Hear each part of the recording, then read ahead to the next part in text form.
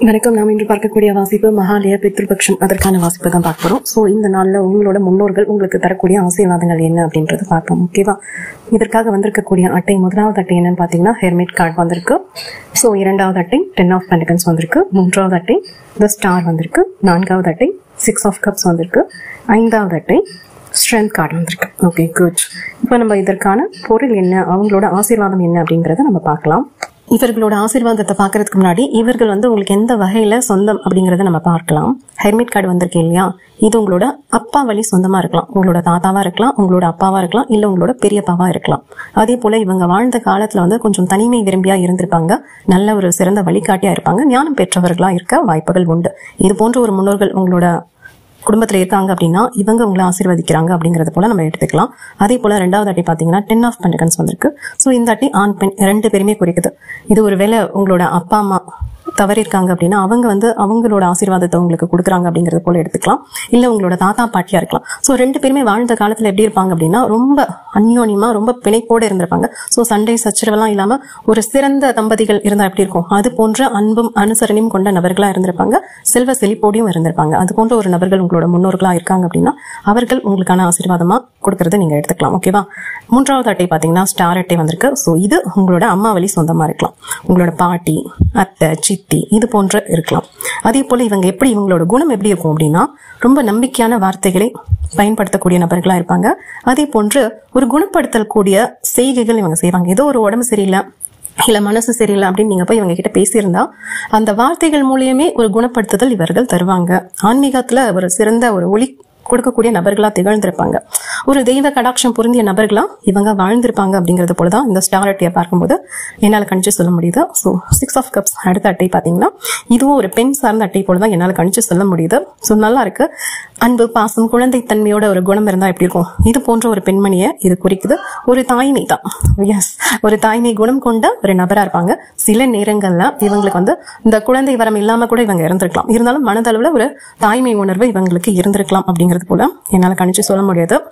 அடுத்த அட்டை பாத்தீங்கன்னா ஸ்ட்ரென்த் கார்டு வந்திருக்கு. சோ இதுவும் ஒரு பெண்மணியை குறிக்கக்கூடிய அட்டையா தான் என்னால கணிச்சு பார்க்க முடியுது.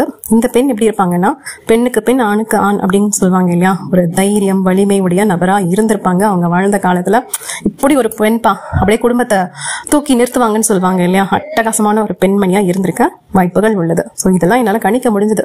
இது உங்களுக்கு பொருந்துனா இந்த நபர்கள் தான் இப்போ உங்களுக்கு ஆசீர்வாதத்தை கொடுக்குறாங்க அப்படிங்கறது போலதான் என்னால கணிக்க முடியுது. அடுத்து நம்ம அவங்களோட ஆசீர்வாதம் என்னன்னு பார்க்கலாம். சோ முதலாவது இருக்கிறது ஹெர்மிட் கார்டு. நான் முன்னாடி சொல்லியிருந்தேன்ல இவங்க ஒரு தனிமை விரும்பியா இருப்பாங்க அப்படின்ட்டு. அதே போல உங்களோட அப்பா வழி சொந்தமா இருக்கலாம் அப்படின்னு. சோ இவங்க உங்களோட அப்பாவோ தாத்தாவோ இவங்க ஒரு சிறந்த வழிகாட்டி தான். அதே போல நீங்க இப்ப தனிமையில இருக்கீங்க, வெளிநாடு வெளியூர் அப்படின்னு தனிச்சு இருக்கீங்க, யாருமே இல்லை அப்படின்னா உங்களுக்குள்ள நீங்க பேசக்கூடிய நபர்களா இருந்தீங்கன்னா உங்களோட உள்குரல் பேசும்ல, உள் உணர்வு பேசும் இல்லையா, அது வழியா இவங்க உங்களுக்கான வழிகாட்டுதல கொடுப்பாங்க அப்படிங்கிறது போல என்னால உணர்ந்து சொல்ல முடியுது.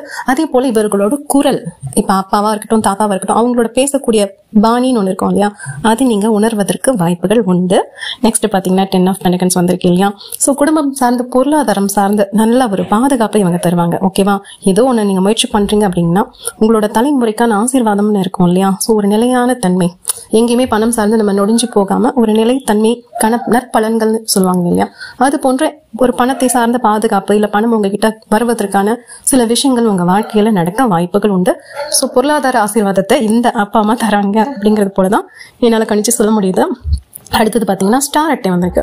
உங்களுக்கு ஒரு வேலை நம்பிக்கை குறைபாடு இருக்கு அப்படின்னா இந்த காலகட்டத்துல இந்த ஒரு பெண்மணி உங்களோட அம்மாவா இருக்கலாம், பாட்டியா இருக்கலாம், சித்தியா இருக்கலாம், அவங்க உங்களுக்கு ஒரு நம்பிக்கையின் தூண் போல இருக்காங்க. சரியா? சோ ஏதாவது ஒரு சவால்கள் இருக்கு அப்படின்னா அதை தைரியமா எதிர்கொள்ளுங்க. உங்களுக்கான முன்னேற்றம் உங்க வாழ்க்கையில இருக்கு. ஓகேவா?